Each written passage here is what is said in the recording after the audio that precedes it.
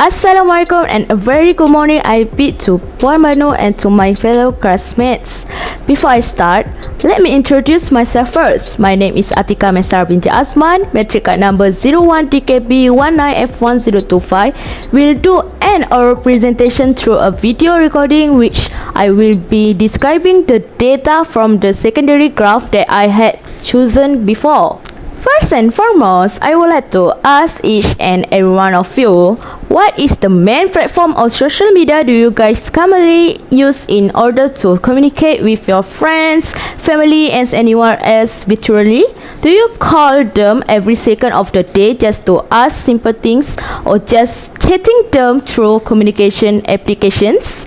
I guess everyone prefer to use the communication application as it the best solution to start a conversation without having to meet in real life.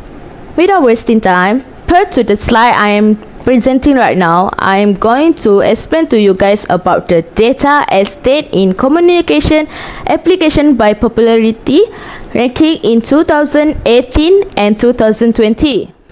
As you can see, this is the table of my secondary data that I have collected from the Internet User Survey 2020, which was a part of series of survey by Malaysian Communications and Multimedia Commission, which was conducted back in 2012.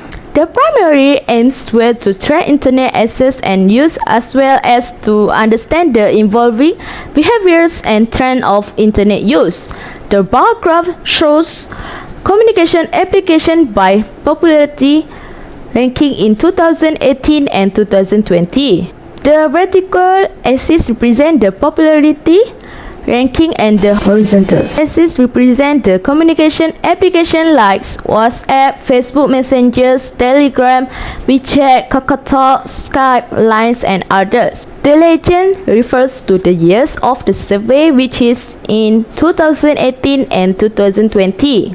As you can see from this bar graph, the higher percentage popularity ranking of communication application is the WhatsApp application that recorded 98.1% in 2018 and 98.7% in 2020, whereas the lowest percentage popularity ranking of communication application is the others application at 1.1% in 2018 and 0.1% in 2020.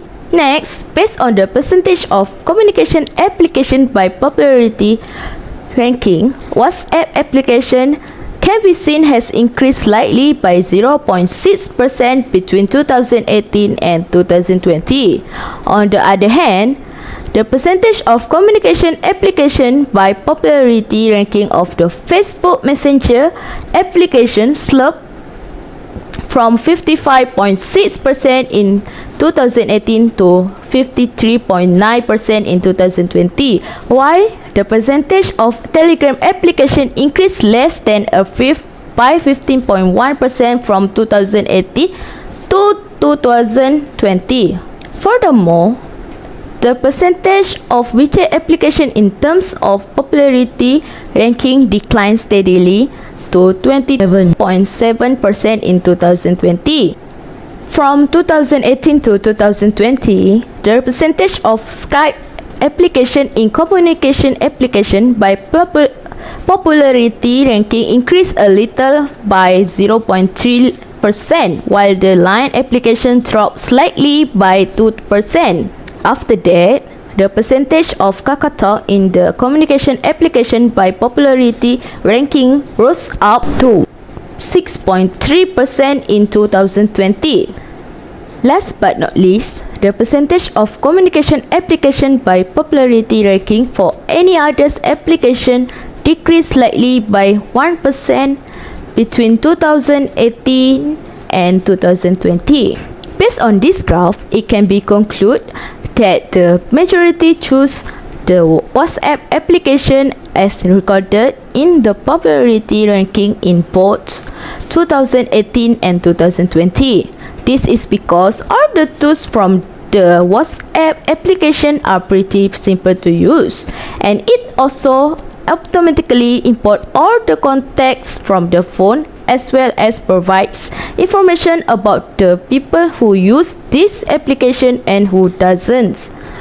Many people use the communication application as priority to connect with people who are far away and not in front of their eyes.